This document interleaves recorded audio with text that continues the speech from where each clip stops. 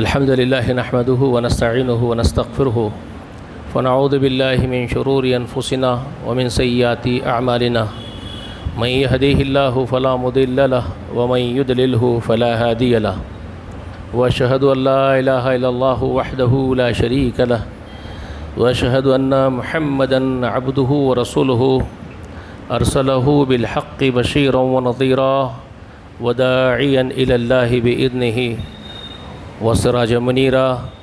أما بعد فإن خير الحديث كتاب الله وخير الهدي هدي محمد صلى الله عليه وآله وسلم وشر الأمور محدثاتها كل محدثة بدعة وكل بدعة ضلال وكل ضلالة في النار ونعوذ بالله من النار.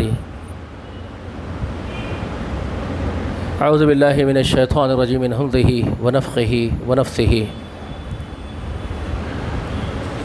زين للناس حب الشهوات من النساء والبنين والقناطر المقنطرة من الذهب والفضة والخيل المسومة والأنعام والحرث ذلك متاع الحياة الدنيا والله عنده حسن المآب. وقال الله تبارك وتعالى يا أيها الذين آمنوا لا تلهكم أموالكم ولا أولادكم عن ذكر الله. ہر قسم کی تعریف، حمد و ثنا، بڑائی و بزرگی اللہ وحدہ لا شریک کے لیے لائق و زیبا ہے. درود و سلام ہو انبیاء علیہم السلام پر، اور خصوصاً اللہ کی بے شمار رحمتیں و برکتیں ہوں نبی آخر الزمان سیدنا نبینا مولانا محمد صلی اللہ علیہ وآلہ وسلم پر، اور سلام آپ کے اہل بیت پر، اور سلام آپ کی اتباع کرنے والوں پر. اللہ رب العالمین نے تمام انسانوں اور جناتوں کو بہت مختصر وقت کے لیے زمین میں چھوڑا ہے. ہم سب کا کام اللہ تعالیٰ کی بندگی کرنا ہے اور اس دنیا سے لوٹ کر کے جانا ہے. اللہ نے اس زمین کو ہمارے لیے امتحان کا مقام بنا دیا. یہاں کی زندگی ہمارے لیے ایک امتحان گاہ ہے. چنانچہ بہت مرتبہ ہم علماء اکرام سے یہ باتیں سنتے اور اس کو جانتے ہیں. یہ کوئی انوکھی اور اچنبے والی بات تو ہے نہیں. ہم سب جانتے ہیں کہ یہاں رکنا، وقت مقرر تک کے لیے ٹھہرنا ہمارا امتحان ہے. لیکن ایک عجیب بات یہ ہے کہ ہم اس میں منہمک ہو کے رہ جاتے ہیں، اور یہ کثیر تعداد کے ساتھ یہی ہوتا ہے. یہ ہم سب جانتے ہیں کہ یہاں کی زندگی ایک امتحان ہے، اور یہاں سے کوچ کر کے ہم کو کہیں اور چلے جانا ہے، اور وہاں ہمارا حساب ہوگا. یہ ساری باتیں ہم جانتے ہیں، لیکن اس کے باوجود یہ ایک تعجب کی بات ہے. اس بات پر تعجب کیا جانا چاہیے کہ یہ جاننے کے باوجود ہم کس طرح پھر اس دنیا میں منہمک ہو جاتے ہیں. تعجب یہاں ہونا چاہیے، اور یہ ہوتا ہے. یہی ہوتا ہے کثیر تعداد کے ساتھ. اس سے بچتے بہت قلیل تعداد میں لوگ ہیں. بہت تھوڑے مٹھی بھر لوگ اس سے نکلتے ہیں اور اس حقیقت کو پہنچتے ہیں جس کو اللہ تعالیٰ پہنچانا چاہتا ہے. وہ انبیاء کی جماعت تو مخصوص ہے ہی. ان کے بعد انبیاء کے نقش قدم پر جو لوگ چلتے ہیں، جن میں وہ جذبات ہیں، وہ احساسات ہیں کہ جو انبیاء کو فالو کرنا چاہتے ہیں، ان کے نقوش پر چلنا چاہتے ہیں، وہ بہت قلیل تعداد میں لوگ ہیں. اسی بات کو قرآن نے بہت سے انداز میں، الگ الگ انداز میں، بہت سے مقامات پر اللہ نے بیان کیا ہے. قلیلا ما تذکرون کہہ کر کے ذکر کیا کہ تم میں بہت تھوڑے لوگ نصیحت پکڑتے ہیں. یہ بھی کہا قلیلا من عبادی الشکور، عباد میں، اللہ کے بندوں میں قلیلا من عبادی الشکور، شکر کرنے والوں کی تعداد بہت تھوڑی ہے، بہت کم تعداد میں، قلیل ہے. کثیر تعداد کے بارے میں قرآن نے بہت وضاحت کے ساتھ بیان کر دیا. وَكَثِيرٌ مِّنَ النَّاسِ لَفَاسِقُونَ کہا کثیر تعداد انسانوں کی فاسقوں کی ہے، اللہ کے حدوں کو توڑنے والوں کی ہے، نافرمانوں کی تعداد بہت بڑی ہے، زیادہ ہے، کثیر تعداد، اکثریت۔ یہ اکثریت اور اقلیت کے بارے میں یہ جان لیجئے، اقلیت ہی خیر پر رہے گی، اکثریت شر پر رہے گی۔ یہ قرآن نے بنایا، یہ اصول بتایا گیا ہے، قرآن کے ذریعے سے ہم کو سمجھایا گیا ہے کہ کثیر تعداد نافرمانوں کی ہوگی، فاسقوں کی ہوگی۔ ایک تو یہ بات اس بات سے طے ہو جاتی ہے میرے دوستو کہ حق پہ ہونے کا معیار کثرت نہیں ہو سکتا۔ ہوتا ہے نا، بعض لوگوں کے پاس یہ مثالیں دیتے ہیں کہ ایک جمع غفیر اگر کسی ایک منہج پر ہے، کسی ایک نظریے پر ہے، تو کیا اتنے سارے لوگ گمراہ ہیں کیا بھائی؟ تنزیہ پوچھتے ہیں لوگ، سوال پوچھتے ہیں، اتنی بڑی کثیر تعداد کیا صحیح نہیں ہے کیا؟ آپ ہی صحیح ہے کیا؟ طعنہ دیتے ہیں۔ تو یہ لوگ سمجھتے ہیں کہ معیار حق تعداد پر منحصر ہے، تو حق کا معیار تعداد پر منحصر نہیں ہے، بلکہ اس کے الٹ ہے۔ قرآن نے جو اصول بیان کیا وہ اس کا الٹ ہے۔ اللہ نے کہا کثیر تعداد فاسقوں کی ہے، وَكَثِيرٌ مِّنَ النَّاسِ لَفَاسِقُونَ، یہ قرآن کا اصول ہے۔ قَلِيلًا مِّنْ عِبَادِيَ الشُّكُورُ، شکر کرنے والوں کی تعداد قلیل، بہت تھوڑی اقلیت میں ہے۔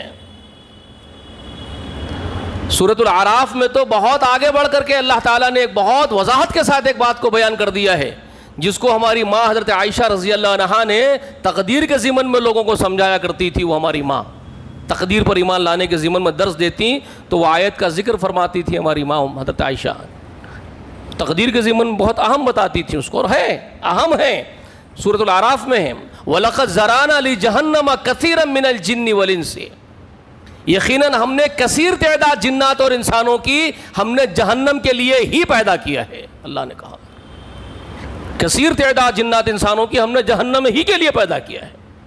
اس کے بعد اللہ نے حجت کو تمام کرنے کا ذکر کر دیا۔ ایسا نہیں کہ ہم نے حجت تمام نہیں کی، ہم نے حجت پوری کی ہے۔ لہم قلوب لا یفقہون بہا، ہم نے ان کو قلب دیے، لا یفقہون، مگر وہ اس سے فہم کا ادراک کا کام، سوچ سمجھنے کا کام نہیں لیتے، وہ ان کی اپنی بدبختی ہے۔ ہم نے تو ان کو قلب دے دیے تھے سمجھنے کے لیے، اب وہ کام نہیں لیتے، وہ جانوروں کے مانند چلتے ہیں، زندگی گزارتے ہیں۔ لہم آذان، ان کو کان دے دیے، لا یسمعون بہا، وہ سو سنتے نہیں ہیں۔ لہم اعین، ان کو آنکھیں دے دی، لا یبصرون بہا، اس سے دیکھتے نہیں۔ تو یہ ان کا اپنا قصور ہے، ہم نے حجت پوری کر دی۔ اس کے بعد ان کو کہا اولئک کالانعام، وہ لوگ جانوروں کے جیسے جینا چاہتے ہیں، اولئک کالانعام، وہ جانوروں جیسے ہیں، بلکہ اس کے بعد کہا بل ہم اضل، بلکہ وہ جانوروں سے بھی بدتر ہیں، ان سے بھی زیادہ گئے گزرے ہیں۔ جانور تو جتنی حص ان کو دی گئی ہے، جتنی سینس ان کو دی گئی ہے، آپ دیکھتے ہیں سینس آف ہیومر کا یوسیج کرتا ہے ایک جانور بھی، اس کی دی ہوئی جو سینس ہے، اس کو جو سینس آف ہیومر ملا ہے، وہ جانور بھی اس کا استعمال کر لیتا ہے۔ لیکن یہ انسان کو اتنی بڑی عقل سلیم دے کر کے پیدا کیا گیا اور یہ اس کو استعمال ہی نہیں کرتا، تو یہ اس سے بدتر ہے۔ یہ اس کے بعد بیان کر دیا۔ تو اس سے معلوم ہو گیا ایک اصول کے معیار حق کا جو ہے وہ تعداد پر منحصر نہیں بلکہ اس کے الٹ ہے۔ تو اب ہم کو یہ دیکھنا ہے کہ ہم کس طرف ہونا چاہیں گے۔ ایک جمع غفیر، ایک ریوڑ دنیا کا جس طرف چلا جا رہا ہے، ہم بھی انہی کے ساتھ ہاکے چلے جائیں گے، یا ہم وہ قلیل تعداد کو فالو کریں گے۔ کون سی قلیل تعداد کی میں بات کر رہا ہوں دوستو؟ وہ قلیل تعداد جو صرف 1.25 لاکھ پر مشتمل ہے، صرف 1.25 لاکھ پر۔ کن کے مقابلے میں؟ انسانی تعداد کے مقابلے میں۔ انسانی تعداد کا آپ شمار کر سکتے ہیں؟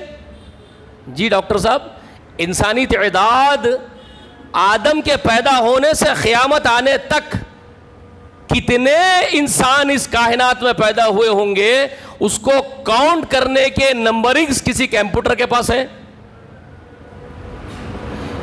کتنے ٹریلینز ٹریلینز ٹریلینز کیا تعداد ہو سکتی ہے، آپ شمار کر سکتے ہیں؟ اور ان کے مقابلے میں صرف 1,25,000 24,000 پلس کو اگر آپ لے لیتے ہیں، 1,24,000 سے کچھ زائد، تو کیا پرسنٹیج آپ نکالیں گے مجھے بتائیے؟ پوری انسانیت میں کا کیا پرسنٹیج آپ 1.25 لاکھ کا نکالیں گے مجھے بتائیے. آپ ہمارے دیش میں بھارت میں جب اب اس وقت جو پاپولیشن ہمارا ایگزسٹ کرتا ہے, اس وقت ایٹ پریزنٹ جو پاپولیشن ہمارا ایگزسٹ کرتا ہے وہ 150 کروڑ بتا رہے ہیں.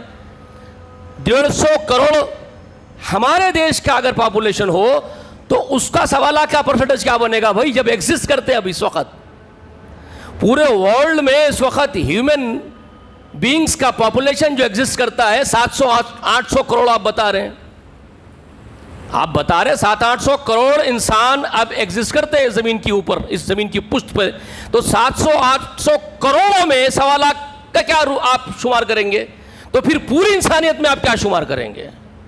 تو وہ قلیل تعداد, بہت قلیل تعداد جو مائکرو مائنس چلے جائے گی پرسنٹیج میں, کچھ بھی نہیں ہے. وہ 1.25 لاکھ وہ وی آئی پیز ہیں جنت کے لیے بنائے گئے, ویری امپورٹنٹ پرسنالٹیز جنت کے. اللہ نے ان کو بنایا آئیڈول آپ کے لیے, ان کو آئیڈول بنایا اللہ نے پورے ہیومن بینگز کے لیے, اور حکم اور آدیش دیا گیا کہ ان کو فالو کرو.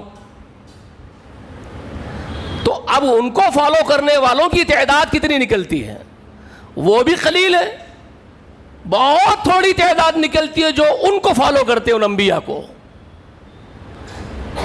باقی جم غفیر کھربوں کی تعداد میں لوگ صرف اپنے نفوس کو فالو کرتے ہیں, اپنی خواہشات کو فالو کرتے ہیں, اپنے معاشرے کو فالو کرتے ہیں, اپنے روزمرہ کی زندگی میں خوشحالی دیکھنا چاہتے ہیں.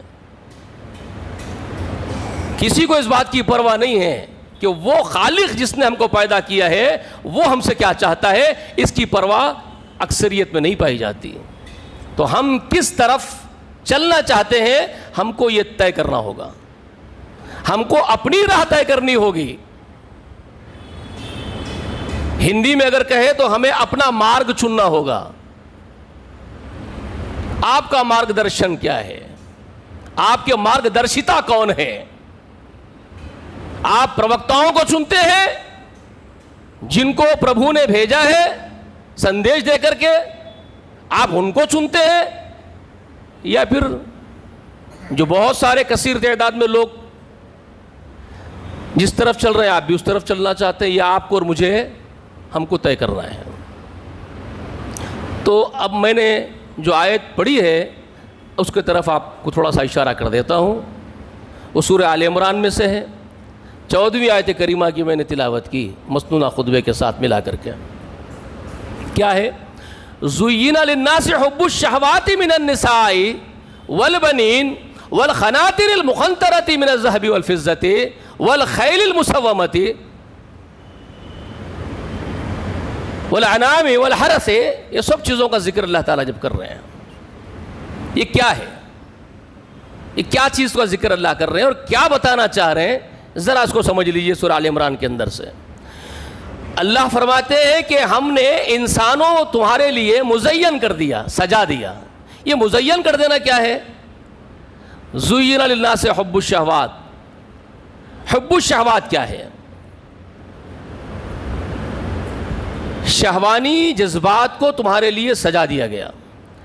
اس کے پیچھے ایک حدیث کو سمجھنا بہت ضروری ہے, وہ بہت امپورٹنٹ حدیث ہے. اگرچہ کہ میرا وقت بہت محدود ہوتا ہے خطبوں کے لیے, میری عادت ہے ذرا کھول کے بیان کرنے کی, مجھے عادت سی ہے وضاحت کرتے چلے جاتا ہوں, وقت نکل جاتا ہے, لیکن کوشش کروں گا جلدی جلدی سمیٹ لوں. دیکھیے ایک حدیث بہت امپورٹنٹ یہ ہے کہ رسول اللہ صلی اللہ علیہ وسلم کا ارشاد ہے کہ اللہ نے جب مخلوق پیدا کی کائنات, جبرائیل امین کو بلایا اور بلا کر کے کہا جا ذرا میری جنت دیکھ کیا. جبرائیل گئے, جنت کا مشاہدہ کر کے آ گئے, دیکھے جنت کو, کہنے لگے پروردگار بہت عمدہ ہے, خواہش کا ہر سامان موجود ہے, مخلوق کی خواہش کا ہر سامان موجود ہے اس کے اندر. وہ کیوں؟ قرآن میں اللہ بھی کہتا ہے بھائی, رسول اللہ علیہ وسلم جو بات یہاں بتا رہے جبریل کی زبانی, وہ تو خود قرآن میں اللہ بھی فرماتا ہے لَكُمْ فِيهَا مَا تَدَّعُوا, جو تم مطالبہ کرو گے تمہارے جنت میں ملے گا. قرآن میں کہا جا رہا ہے وَلَكُمْ فِيهَا مَا تَشْتَهِي أَنفُسُكُمْ وَلَكُمْ فِيهَا مَا تَدَّعُونَ, قرآن کہتا ہے. تمہاری نفس کا خواہش کا سامان موجود ہے جنت کے اندر, اور جو تم مدعا کرو گے وہ موجود ہے, جو تم چاہو گے وہ موجود ہے. تو جبرائیل نے آ کے کہا اللہ ہر چیز موجود ہے, عمدہ مقام ہے, کوئی اس سے دور رہنا نہیں چاہے گا آپ کی مخلوق میں سے. تو اللہ تبارک و تعالی نے پھر اس کو گھاٹیوں سے گھیر دیا جنت کو. صبر, تحمل, برداشت, ایثار, قربانی, معاف کرنا, عفو, درگزر, ان سب گھاٹیوں سے اللہ تعالیٰ اس کو گھیر دیے. لوگ تکلیف دیں گے, صبر کرنے والے, یہ گھاٹیاں ہیں, چڑھنا ہے آپ کو یہ گھاٹیوں پر صبر کرتے ہوئے. لوگ اذیتیں پہنچائیں گے آپ کو, درگزر کرتے ہوئے گھاٹی پر چڑھنا ہے. بھوکوں کو کھانا کھلاتے ہوئے گھاٹی پر چڑھنا ہے, پیاسوں کو پانی پلاتے ہوئے گھاٹیاں پار کرنی ہے. خود قربانی کرنا ہے, پیٹ کو پتھر باندھنا ہے, بھوکے کو کھانا کھلانا ہے. صبر کرنا ہے, برداشت کرنا ہے, تحمل کا مظاہرہ کرنا ہے, ایثار قربانی سے کام لینا ہے, عفو درگزر سے کام لینا ہے. یہ آسان چیزیں نہیں ہیں, بولنے کے لیے بہت آسان ہے, لائف میں پریکٹس کے لیے بہت تکلیف دہ چیزیں معلوم ہو رہی ہے. پریکٹس میں, پریکٹیکلی لائف میں اس پر پریکٹس کرنا دشوار کن دکھتا ہے, آسان نہیں دکھتا, لیکن ہے, وہ گھاٹیاں ہیں, وہ چڑھنا ہے آپ کو. تو اللہ نے اس کو گھیر دیا اس جنت کو ان گھاٹیوں سے. اس کے بعد جبرائیل سے کہا اب جا کے دیکھ کے آؤ. اب دیکھ کے آئے تو مایوس ہو گئے جبرائیل اور کہنے لگے پروردگار آپ نے جو گھاٹیاں اس کے اطراف لگا دی ہے, اللہ کی قسم ان گھاٹیوں کو پار کر کے مخلوق میں سے بہت تھوڑے لوگ ہی جا پائیں گے. شاید جبرائیل کہتے بہت ہی خلیل لوگ شاید وہ گھاٹیاں پار کر پائیں گے اور جنت میں جا سکیں گے. مجھے نہیں لگتا کہ اب بہت ساری تعداد, بڑی تعداد اس میں جا سکتی. جبرائیل نے کہا. اس کے بعد کہا جہنم دیکھو. تو جہنم دیکھے, کہتے ہیں پروردگار بہت بھیانک مقام ہے, میں نہیں سمجھتا آپ کی مخلوق میں کوئی اس میں جانا پسند کرے گا. اس سے زیادہ خطرناک اور بھیانک اور عذابوں کی جگہ, بدترین جگہ کوئی نہیں ہے پوری کائنات میں, اور کوئی نہیں جائے گا اس میں. تو جبرائیل کو کہا اللہ نے اچھا جبرائیل کوئی نہیں جائے گا اس میں, ٹھیک ہے. تو اللہ تعالیٰ نے اب اس جہنم کو مزین کر دیا, جہنم کو مزین کر دیا گیا, سجا دیا اللہ نے اس جہنم کو. اس کے ارد گرد میں اللہ تعالیٰ نے ساری نمائش, ساری ایگزیبیشنز, ساری خوشحالی, سارے شہوات کے جذبات کے سامان مہیا کر دیے, سب کچھ لگا دیا اس کے طرف, عیش و عشرت, اور مزین کر دیا اس سے. اب کہا جاؤ جبرائیل دیکھ کے آؤ. پھر جہنم دیکھ کے آ کے کہتے ہیں پروردگار آپ نے جس طرح اس کو سجا کے مزین کر دیا ہے وہ بدترین جہنم کو, اب میں نہیں سمجھتا کہ آپ کی مخلوق اس سے بچ پائے گی, کیونکہ وہ جو اطراف سجاوٹ ہے یہ تو جس طرح شمع پہ پروانے جل جاتے ہیں نا بھائی, ان کو آگ نظر ہی نہیں آتی ہے, وہ تو گھوم رہے ہیں آگ کے ارد گرد. جہنم کے ارد گرد گھومیں گے ہم, آپ سجایا گیا اس طرح سے اس کو. تو جبرائیل نے اس وقت وہ بات کہی کہ اللہ اس سے بچیں گے نہیں لوگ, اب نہیں بچیں گے آپ کے مخلوق میں سے اس سے جہنم سے, کیونکہ ان کے خواہش کا سب سامان آپ نے مزین کر دیا اس کے اطراف میں, اور وہ للچا کر کے چلے جائیں گے اور جہنم میں گر جائیں گے اس کھائی میں. بہت قلیل لوگ اس سے بچ پائیں گے, کثیر تعداد نہیں بچ پائے گی. تو یہ ایک حدیث مبارکہ جس کو میں پیش کر رہا ہوں بہت امپورٹنٹ ہے اس بات کو سمجھنا کہ یہ جو مزین کر دیا گیا ہے, یوں سمجھ لیجئے یہ پورے مزین شدہ سجاوٹ کے بیچوں بیچ جہنم کی کھائی ہے جہاں چتڑے اڑنے والے ہیں آپ کے, اور آپ للچائے پھر رہے ہو جہنم کے اطراف ارد گرد, مارے پھر رہے جہنم کے ارد گرد, خواہشوں کے پیچھے اپنی دوڑے چلے جا رہے ہیں. بالآخر یہ خواہشیں اس کھائی میں ڈال دے گی, اس بات کا شعور نہیں. کیا بات تھی کہ انبیاء نے اس کو ترجیح نہیں دی اس دنیا کو, کیا بات ہے؟ ورنہ یہ دنیا کی سجاوٹ کا حق تو انبیاء زیادہ رکھتے تھے استعمال کرنے کا, جو آپ اور میں استعمال کر رہے ہیں اس دنیا کو. دنیا کو ہم جو استعمال کر رہے ہیں نا, اس کی پورے مزے جو دنیا کے ہم لوٹ رہے ہیں, تو اس دنیا کے پورے مزے لوٹنے کا حق میرے سے اور آپ سے زیادہ تو انبیاء کا ہو سکتا تھا نا. انہوں نے کیوں ٹھوکر مار دی پھر اس دنیا کو, کیوں ٹھوکر مار دی انہوں نے؟ عبداللہ ابن عمر رضی اللہ تعالی عنہ سے جو روایت ہے وہ عجیب نہیں معلوم ہوتی آپ کو؟ کتنی عجیب معلوم ہوتی ہے آپ کو؟ وہ کہتے ہیں کہ میرے کندھے پر ہاتھ رکھے رسول اللہ اور کہتے یا عبداللہ کن فی الدنیا کانک غریب, عبداللہ دنیا میں ایسے زندگی گزار جیسے ایک مسافر راہ چل رہا ہو, چلا جانا ہے کہیں اور, ٹھہرنے والا وہ مسافر نہیں, چلا جا رہا ہے. کچھ ضرورت اور حاجت کے لیے کسی مقام پر ٹھہرتا ہے وہ مسافر، حاجت پوری کرتا ہے اور نکل جاتا ہے. بس ایسے ہی زندگی گزارنا عبداللہ. کن فی الدنیا کأنک غریب، جیسے کہ تو ایک غریب اجنبی، ایک مسافر، چلا جا اس دنیا سے. تو یہ عبداللہ کیا بن گیا تھا جانتے ہیں؟ رسول اللہ نے اس کو کیا بنا دیا تھا؟ کندھے پہ ہاتھ رکھ کے اس کے اندر گھٹی ڈال دی تھی. تو یہ عبداللہ ابن عمر رضی اللہ تعالی عنہما کی زندگی میں ایسے ایسے واقعات بیان کیے جاتے ہیں کہ یہ جب کسی مقام سے گزرتے، عبداللہ ابن عمر سفر پہ جاتے تو کھنڈیروں کو دیکھتے، جو پرانے لوگوں کی پرکھوں کی جو حویلیاں، پرکھوں کے جو عمارتیں کھنڈر بن کے پڑی ہوئی ہیں، وہ جاتے ان کھنڈیروں میں اور پاگلوں کی طرح ان در و دیواروں سے بات کرتے تھے. عبداللہ ابن عمر، لوگ ان کو دیکھے تو سمجھنا کہ پاگل ہے، یہ آدمی نکلا ہوا ہے، یہ دیواروں سے باتیں کر رہا ہے. کون باتیں کرتا ہے؟ عقل مند آدمی باتیں کرتا ہے. تو وہ چیخ چیخ کے دیواروں سے باتیں کرتے تھے اور کہتے تھے اے اجڑے ہوئے محلوں کی در و دیوار، تم پر راج کرنے والے کہاں گئے؟ وہ پوچھتے تھے اے اجڑے محلوں کی در و دیوار، تم پر حکومتیں کرنے والے، تم پر راج کرنے والے کہاں گئے؟ پوچھتے تھے. سب نومن مٹی میں ٹھس گئے، دب گئے، اب کیا ہوگا ان کا آگے؟ یہ بولتے تھے، دیوانوں کی طرح باتیں کرتے تھے.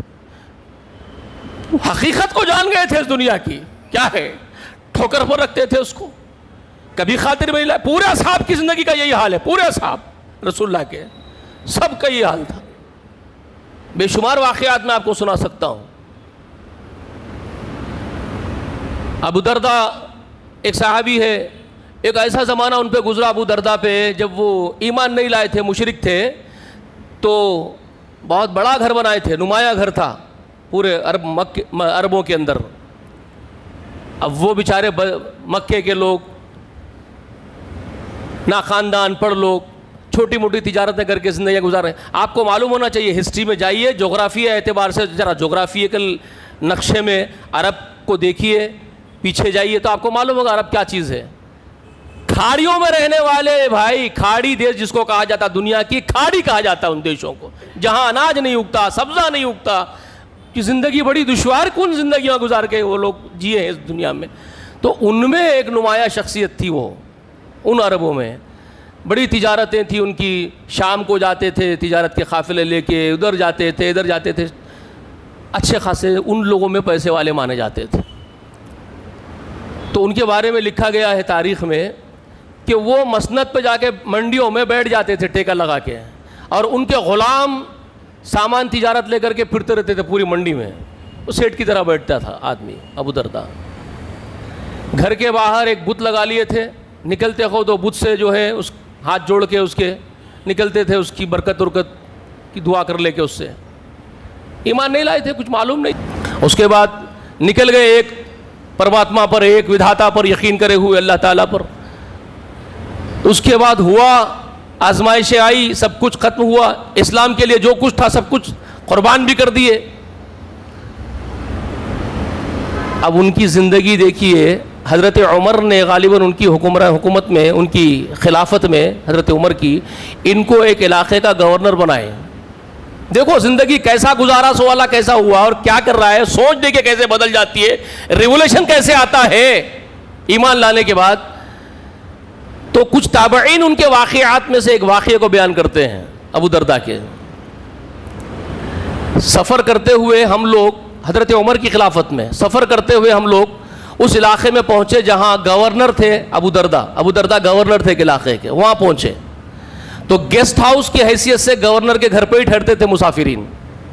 ہر جگہ کا یہ اصول تھا، ہر شہر کا جو وہاں کا حکمراں ہوتا تھا، شہر کا ذمہ دار، اس کے گھر پہ ہی ایز اے گیسٹ ہاؤس لوگ مسافرین ٹھہرتے تھے اور وہ ان کو کھلاتے پلاتے تھے، طریقہ تھا. تو وہاں جا کے ٹھہرے ابو دردہ کے گھر پہ. جو کھانے کا سامان تھا وہ آ گیا، یہ کھا لیے پی لیے. اب رات میں سونے کی باری آئی تو بستر نہیں آ رہا، تو آپس میں چیم گویاں کر رہے ہیں. یہ کیا طریقہ اخلاق ہے بھائی، ہم کو بستر کو نہیں پوچھ رہے سونے کے لیے. تو ایک جوان اٹھا، بولا کہ میں جا کے پوچھتا ہوں اندر، ایسی کیا بات ہے، پوچھنے میں کیا حرج ہے. تو لوگ روک رہے ہیں دوسرے جوان کے، مت پوچھو، رسول اللہ کے صحابی ہے، بد اخلاقی ہو جائیں گی، مت پوچھو. وہ کہتا ہے کہ میں اخلاق سے پوچھوں گا، بھائی اس میں کیا بات ہے، میں اخلاق سے پوچھوں گا، بد اخلاقی کیوں کروں گا. لیکن پوچھوں گا تو صحیح کہ بستر ہم کو کیوں نہیں مہیا کر رہے ہیں. تو جا کے دستک دیا, آواز آئی دروازہ کھلا ہے بیٹے دھکیلو اندر آ جاؤ. اندر آئے تو دیکھے ایک بوڑھی عورت کپڑا ڈالے ہوئے لٹکائے ہوئے گھونگھٹ بیٹھی ہوئی ہے, ان کے پیر دبا رہی ہے, اور یہ ایک جھلی پتلی چادر بچھا کر کے لیٹا ہوا آدمی بوڑھا اب ادھر تھا. اب یہ نوجوان دیکھا پریشان ہو گیا, سامان کچھ بھی نہیں ہے گھر میں. تو یہ پوچھتا ہے چچا کیا بات ہے آپ کے گھر میں سامان نہیں ہے زندگی کا, سادہ زندگی تو ہوتا ہے سامان زندگی, وہ نہیں ہے آپ کے پاس؟ تو کہنے لگے بیٹے ہے نا ہمارے پاس سامان, لیکن ہمارا ایک اور گھر ہے بیٹا, یہ گھر میں جو بھی آتا ہے ہم وہ گھر کو منتقل کر دیتے ہیں. کیا بول رہے ہیں؟ یہ گھر میں جو بھی آتا ہے بیٹے ہم وہ گھر کو منتقل کر دیتے ہیں, اس لیے یہاں نہیں ہے بیٹے, ایک اور گھر ہے انشاءاللہ وہاں ہے. یہ نوجوان سمجھ گئے, یہ بھی صحابہ کی صحبت اختیار کرنے والا تابعی ہے, تو یہ بھی تو جانتا ہے. یہ زاروں خطا روتے ہوئے نکل گئے اور کہتے ابو درداء کس گھر کی بات کر رہے تھے؟ تو وہ واقعہ کو بیان کر رہے ہیں کہ اس طرح کی زندگی رسول اللہ کے صحابہ نے جی ہے دنیا میں. کوئی سامان نہیں, گورنر ہے وقت کا, وقت کے گورنر کا یہ حال ہے, پتلی جھلی اوڑھ کے سو رہا ہے, گھر میں کوئی سامان نہیں, اور کہہ رہا ہے دوسرے گھر کو منتقل کر دیتے ہیں, یعنی دنیا سے نکل کے آخرت کی طرف چلا جائے. پورے صحابہ کا یہ حال ہے زندگی. یہ حب الشہوات میں نہیں پھنسے, دنیاوی ساز و سامان میں پھنس کے نہیں رہے یہ لوگ. اللہ نے کہا عورتوں میں تمہارے لیے سجاوٹ کر دی گئی, تم فریفتہ ہوتے ہوئے مرے جاتے ہو عورتوں کے اوپر تم, اور مثالیں دیتے ہیں شادیوں کی. ہمارے پاس ہے نا بھائی, تجھے اپنی شہوت کو سیکنا ہے بدبخت تو سیک لینا, تو نام کیوں لیتا ہے پچھلے لوگوں کا؟ 4 شادیاں کرنا سنت ہے, رسول اللہ صلی اللہ علیہ وسلم نے شادیاں بڑھ کے کی تھی اور بڑھ کے کرنے کا. ارے کہاں پھنسے جا رہے ہو تم تو شہوت کے دیوانے ہو. رسول اللہ نے تمام شادیاں سوائے ایک عورت کے جس کے حکم وہ بھی آسمان سے آیا باقرہ کو نکاح کرنے کا ہے, تو باقرہ سے نکاح کیا. تمام عورتیں بیوہ تھی رسول اللہ کی, کیونکہ صرف سہارا بننے کا حکم تھا.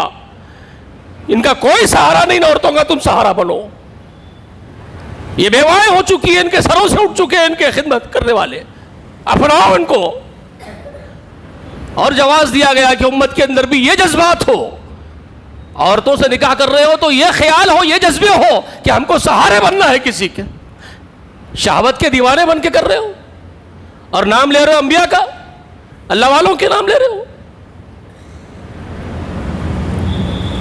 اپنی شہوتیں سیک رہے ہو.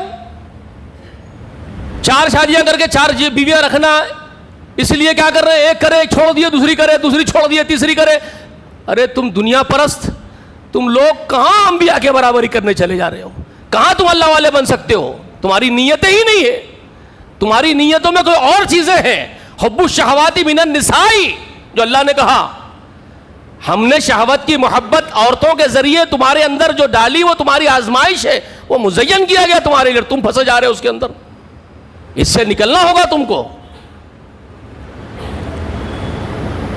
یاد رکھو, یہ جو حماقت کی باتیں کرتے پھر رہے ہو نا, 4 شادیاں کرنا, اور جو نہیں کر رہا ہے اس کو تانے دے رہے ہو.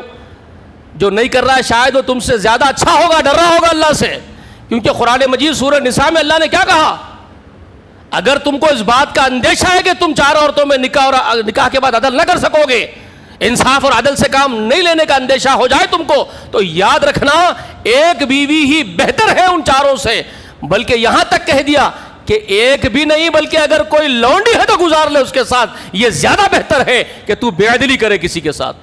تو بے عدلی کرے گا جہنم میں جائے گا, تو تیرے جہنم سے بہتر ہے کہ یہاں صبر کر لے. اور رسول اللہ کیا کہتے تھے, رسول اللہ قربان جاؤ رسول اللہ پہ کیا فرماتے تھے, وَمَن لَّمْ يَسْتَطِعْ فَعَلَيْهِ بِالصَّوْمِ فَإِنَّهُ لَهُ وِجَاءٌ. جو نکاح کی استطاعت نہیں رکھتا, نان نفقہ دینے کی طاقت نہیں ہے, بیویوں کے ساتھ عدل نہیں کر سکتا ہے, تو کیا کرے گا وہ, علیہ بالصوم, اس کے اوپر روزے لازم ہیں. وہ آدمی زیادہ سے زیادہ روزے رکھ کے ایک روزے دار اور متقی کی حیثیت سے دنیا سے نکل جا. یہ وجاؤن ہے, نفس کشی ہے تیرے لیے, خسی ہے, خسی جانوروں کی جیسے خسی ہوتی ہے. روزہ ایک خسی کی جیسی عبادت ہے جو تقوی پیدا کرتی ہے. اللہ والا بن کے دنیا سے روزہ رکھ کے نکل جا, اگر دے نہیں سکتا ہے, عدل نہیں کر سکتا ہے, ورنہ عدل کرنا لازم ہے. عدل و انصاف لازم ہے، نان نفقہ دینا، اچھے طریقے سے اس کو پالنا، اس کی ضرورتوں کو پوری کرنا، یہ لازم ہے۔ 4 شادیاں کرنے کی حماقت کر رہے ہو آپ، کیا سمجھ رہے دم اور طاقت صرف ایک ہی جگہ ہوتی ہے؟ اور کہہ بھی رہے بھائی ہمارے پاس جو علماء جو آ گئے، علماء سو کی لسٹ میں کھڑے ہوئے اس وقت، اگرچہ کہ باہر سے بڑے بڑے مدرسوں سے پڑھ کے آئے ہیں، لیکن علماء سو کی فہرست میں کھڑے ہوئے ہیں۔ خطاب کرتے ہوئے ایک عالم بولتا ہے، حدیث رسول سنا کے، عبداللہ بن مسعود کی یہ حدیث سناتا ہے، من لم یستطع فعلیہ بالصوم والی حدیث سناتا ہے، اور بولتا ہے یہاں استطاعت سے جمع کرنے کی طاقت مراد ہے۔ استطاعت جو رسول اللہ علیہ وسلم فرما رہے ہیں، جس کے پاس استطاعت ہو گئی ہے وہ نکاح کر لے، تو استطاعت صرف جمع کی ہے، جمع کی طاقت آ گئی تو نکاح کرتے چلے جاؤ۔ تمہارے باپ کا راج چل رہا ہے، جمع کی طاقت کیسے نہیں ہوگی؟ اور خطاب کس سے کر رہے ہیں؟ یا معاشرہ شباب، حدیث کو سمجھے، حدیث کس سے خطاب کر رہے ہیں رسول اللہ؟ یا معاشرہ شباب من استطاع منکم الباءۃ فلیتزوجوا، اے نوجوانوں کی جماعت، تم میں استطاعت ہو گئی ہو تو نکاح کرو۔ تو نوجوان میں تو استطاعت ہوگی نا جمع کرنے کی۔ پھر اس کے بعد جو فرما رہے ہو من لم یستطع، اگر استطاعت نہیں ہے تو کون سی استطاعت نہیں ہے؟ جو تم کھا رہے ہو وہ کھلا سکو، جو پہن رہے ہو پہنا سکو، ایک چھت دے سکو رہنے کے لیے، نان نفقہ دے سکو، یہ استطاعت مراد ہے۔ بے شمار روایات موجود ہے میرے بھائی، بات بہت لمبی ہو جائے گی، میں قرآن کیسے سمجھاؤں گا؟ قرآن بہت عظیم کتاب ہے، بہت عظیم کتاب ہے قرآن، ایک چیز سمجھنا ہے آپ کو، بے شمار روایات ہیں۔ ایک عورت آ کے بیٹھی، میں اپنے آپ کو آپ کی طرف ہبا کر دیتی ہوں رسول اللہ، رسول اللہ اس کو دیکھے خاموش ہو گئے، آپ میرا فیصلہ کر دیجیے رسول اللہ خاموش ہو گئے، دیکھے اٹھ کے مجلس ختم ہو گئی، چلے جا رہے ہیں، سب چلے جا رہے ہیں، تو ایک صحابی اٹھ کے بولے رسول اللہ آپ نے اس خاتون کا کوئی جواب نہیں دیا، اگر آپ مناسب سمجھے تو مجھ سے اس کا نکاح کرا دیجئے، کیونکہ وہ ضرورت مند ہے اور آپ کے پاس آئی ہے، مجھے بھی حاجت ہے عورت کی۔ تو رسول اللہ نے کہا تیرے پاس کیا ہے؟ دیکھیے تیرے پاس ہے کیا، ان سے پوچھتے ہیں مہر دینے کے لیے، انگیشتی لا، کچھ تو لا۔ وہ بیچارہ ڈھونڈ ڈھونڈا کے آیا، کچھ نہیں ہے۔ اس کے بعد کہا تجھے خود قرآن یاد ہے؟ تو قرآن کو آسان کر کے اس کے لیے مہر بنایا اور اس کی زندگی میں دیا۔ اس کے بعد کتنے احکام حدیث میں آتے ہیں، ایک حدیث یہ پڑھ لیتے ہیں، اس کے بعد فیصلہ کر دیتے ہیں، بس ایک انگیشتی یا مہر کے لیے چند آیات پڑھ لیے تو نکاح ہو گیا، ختم۔ پھر باقی جو احادیث ہیں ان کو کیا کریں گے؟ ہیں نماز میں رفع دین نہیں کرنے کی حدیث کوئی پیش کرتا ہے تو آپ اس سے لڑتے ہو۔ اگر وہ پیش کرتا ہے کہ رفع دین نہیں کرنے والی حدیث آئی ہے، میں پیش کر رہا ہوں، تو اس سے کہتے ہیں بھائی ایک ہی حدیث میں رفع دین کا ذکر نہیں ہوا تو کیا دوسرے حدیث میں نہیں ہے؟ جب وہ لڑتے ہو دوسرے حدیث میں نہیں ہے، دوسرے حدیث میں ہے نا، تو نادانو عقل کے گاڑو، پھر دوسرے احادیث پورے کیا کرو گے؟ ابو ہریرہ رضی اللہ تعالیٰ عنہ سے روایت ہے، وہ بیان کرتے ہیں کہ رسول اللہ نے کہا تم پر تمہاری بیویوں کا یہ حق ہے کہ تم جو کھاتے ہو ان کو کھلاؤ، تم جو پہنتے ہو ان کو پہناؤ، ان کو بہترین رہنے کا ٹھکانہ میسر کرواؤ، یہ ان کا حق ہے تم لوگوں پر۔ یہ کیا کرو گے پھر؟ نکاح کر کے چھوڑ دو گے ان کو بھٹکتے پھرنے کے لیے؟ اس کا کیا کرو گے؟ تو پہلے علم حاصل کرو، صحیح جگہ پہنچو جو رسول اللہ بنانا چاہتے ہیں۔ تو خیر یہ ساری باتیں ہیں۔ اس کے بعد بیٹوں میں آزمائش ہے، یہ تو عورتوں کی آزمائش ہے، آپ کی بیٹوں میں آزمائش ہے، آپ کی اولاد والے ہو گئے پہلوان بن گئے، نہیں چلے گا بھائی، اولاد بھی آزمائش ہے تمہاری، بلکہ ان کو تو دشمن کہہ دیا، دشمن کہہ دیا آپ کے۔ نبی صلی اللہ علیہ وسلم سے کہا چوکن رہو، ایمان والوں سے کہا چوکن رہو، ان من ازواجکم واولادکم عدو لکم، تمہارے لیے دشمنی کرنے والے ہیں وہ لوگ۔ کس معنی میں؟ تم کو دنیا میں پھنسا دیں گے اپنی خواہشوں کے ذریعے سے، اور تم پھنس جاؤ گے ان کی محبت میں، اور تمہارا واٹولا ہو جائے گا آخرت کا، تم جہنم رسید ہو جاؤ گے، تمہاری دشمنی کریں گے وہ۔ تو ہوشیار رہو، چوکن رہو ان سے۔ اولاد کی تربیت نہیں، ڈاکٹر بنانا، انجینئر بنانا، فلانا چلانا چلانا بنانا ہے، سب کچھ بنا لو، اللہ والے نہیں بنائے تو تمہاری آخرت تباہ کر لیا تم خود اپنے ہاتھوں سے۔